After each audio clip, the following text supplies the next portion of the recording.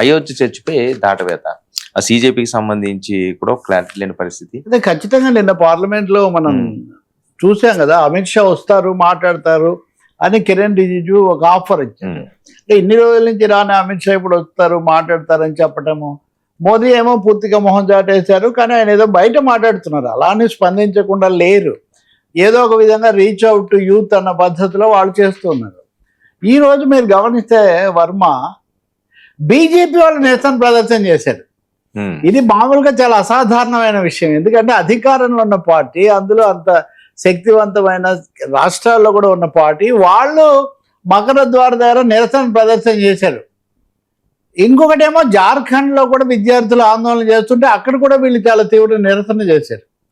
చేస్తే జార్ఖండ్ మంత్రి ఒక ఆయన మాట్లాడుతూ, బీజేపీ వాళ్ళు విద్యార్థుల ఆందోళనను హైజాక్ చేస్తున్నారు, మేము వాళ్ళతో సంప్రదింపులకు వచ్చి దాదాపు ఒక అవగాహనకు వచ్చిన సమయంలో బీజేపీ వాళ్ళు రంగప్రవేశం చేసి దీని అంతటినీ కూడా దారి తప్పించారని జార్ఖండ్ మంత్రి చెప్తున్నారు. అంటే పార్లమెంట్లో జార్ఖండ్లో కూడా బీజేపీ వాళ్ళు కౌంటర్ వార్ ప్రారంభించడం అనేది చాలా స్పష్టంగా కనిపిస్తుంది. చూడండి, నిన్నటి వరకు అమిత్ షా రావాలన్నారు, అమిత్ షా వచ్చి మాట్లాడితే తప్ప ఒప్పుకోమన్నారు. ఇప్పుడు అమిత్ షా రావడానికి ఒప్పుకుంటే వీళ్ళు ఎందుకు వెనక్కిపోతున్నారు అని కిరణ్ రిజిజు బయట ట్వీట్లు కూడా పెట్టాడు. పారిపోకండి రాహుల్ గాంధీ గారు, మీరు ఎదుర్కోండి, అమిత్ షాని ఎదుర్కోలేమని మీరు భయపడుతున్నారా అని ఇలాంటి ట్వీట్లు పెట్టారు. ప్రతిపక్షాల వైఖరి ఒకటే, వాళ్ళు రెండు కోరికలు, ఒకటి జరిగిందానికి క్షమాపణ చెప్పాలి, అమిత్ షా రావాలి, రెండవది అయోధ్యలో రామమందిర నిధులు గల్లంతు మీద కూడా చర్చ జరగాలని వాళ్ళు అడుగుతున్నారు. ఇప్పుడు అమిత్ షా వచ్చి మాకు లెక్చర్ ఇస్తే కుదరదు, వివరమైన చర్చ జరగాలి, రెండవది అయోధ్య మీద కూడా చర్చ జరగాలని చెప్పి నిన్న సభలో కూడా వాళ్ళు అడిగారు, బయట కూడా అదే చెప్పారు.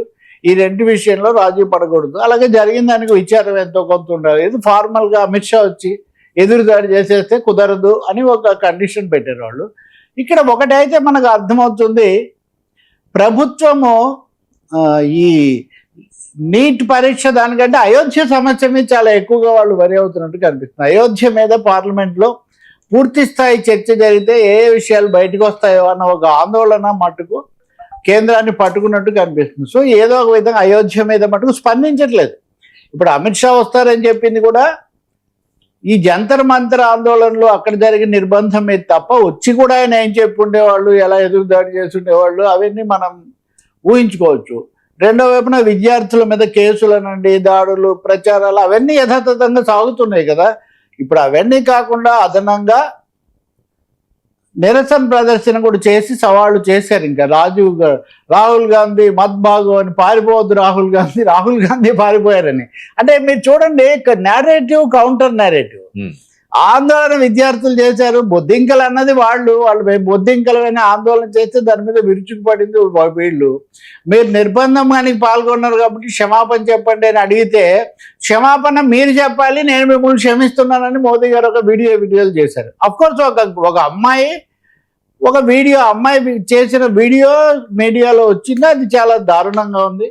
ఆమె మోదీని చాలా తీవ్రంగా దుర్భాషలు ఆడారు. అయితే ఆమె ఎవరు, ఎందుకు ఆడారు, ఇవన్నీ కూడా మళ్ళీ సస్పెన్స్. రెండవది తప్పు, కానీ మొత్తం ఒక అమ్మాయి చేసిన దానికి మొత్తం విద్యార్థులు చేసిన ఆందోళన అంతా అయిపోదు కదా. కాబట్టి ఏదో ఒక విధంగా విద్యార్థులు జాతి ద్రోహులు ఇట్లాంటి ప్రచారాలు చేశారు, నిర్బంధం చేశారు, క్షమించాంపో అన్నారు, సభలోనేమో ఎదురుదాడి చేశారు, అయినా తగ్గలేదు. చివరికి వచ్చేసరికి రాను అంటూనే చిన్నది అన్నట్టుగా రాను అమిత్ షా వస్తానన్నారు.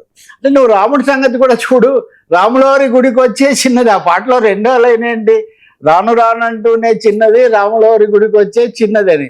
రాను అంటూనే అమిత్ షా రాముడి గుడి చూడు అమిత్ షాని వీళ్ళు అడిగారు. అది మటుకు లేదు, మిగతా అన్ని మాట్లాడుతూ ఉన్నారు. సో ఇక్కడ ప్రతిపక్షాలు చాలా గట్టిగా నిలబడడం వల్ల కావచ్చు, బీజేపీ ఇంకా కుదరదు, కౌంటర్ అటాక్, కౌంటర్ వార్, మనమే నిరసన ప్రదర్శనలు చేద్దాం, మన ఆందోళనలు చేద్దాం అన్న స్థాయిలో జార్ఖండ్ నుంచి ఢిల్లీ వరకు, జంతర్ మంతర్ వరకు అదే చేశారు. ఇంకోటి కూడా చూడండి వర్మ, జంతర్ మంతర్ దగ్గర అసలు నిరసన ప్రదర్శనలు ఎందుకు అనుమతిస్తున్నారని సుప్రీంకోర్టు మొన్న ప్రశ్న వేసింది. ఒకసారి వేరే సందర్భంలో లేదు మూసేస్తున్నామని ఇప్పుడు జంతర్ మంతర్ దగ్గర నిరసన ప్రదర్శనలు లేకుండా కొన్ని చర్యలు కూడా తీసుకుంటున్నారు.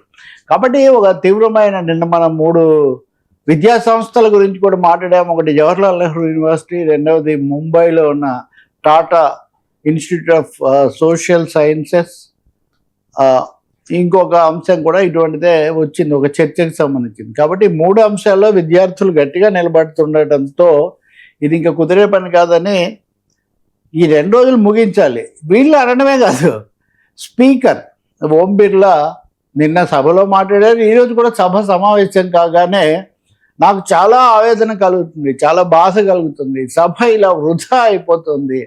ప్రజల అంశాలు చర్చించాల్సినటువంటి సభ వాటిని ఏమాత్రం చేపట్టడం లేదు. ప్రభుత్వం సభ జరపాలి, ప్రతిపక్షం సహకరించాలి, నేనేమో బాధ్యత చూడాలి, కానీ ఇవేమీ అవ్వడం లేదు. ఏ అంశం కూడా రాకుండా చేస్తున్నారు. నాకు నిజంగా ముజమ్మ ఖేద్ అని ఆయన చాలా హృదయ ఖేదం వెలిబుచ్చారు. నిజంగా చెప్పాలంటే ప్రతిపక్షాలు నోటీసులు ఇచ్చినప్పుడు, అడిగినప్పుడు వాటికి కాస్త అవకాశం ఇస్తే ప్రభుత్వం ఎట్లా కమాండ్లో ఉంటుంది, ప్రతిపక్షం మాట కదా చోటు కల్పించాల్సింది. కాబట్టి స్పీకర్ కూడా అలా చేయలేదు. అన్ని వైపుల నుంచి చూస్తే మటుకు ఇంకా 2 రోజులే మిగిలి ఉంది. ఇంకొకటి, ప్రభుత్వం ఇప్పటికే దెబ్బతింది. ఎందుకంటే నియోజకవర్గాల పునర్విభజన బిల్లు తేలేదు, FCRA విదేశీ నిధుల నియంత్రణ చట్టం కూడా చాలా కీలకమైనది తీసుకురాలేదు, ఇంకోటి 2 ఉన్నాయి. ఇటువంటివి ప్రతిపక్షాలతో కొంత సంప్రదింపులు జరిపారు. ఇప్పుడు ఎన్సీపీ నుంచి వచ్చిన వాళ్ళు నిన్న కూడా కలుసుకున్నారు ప్రధానమంత్రిని, అమిత్ షాను.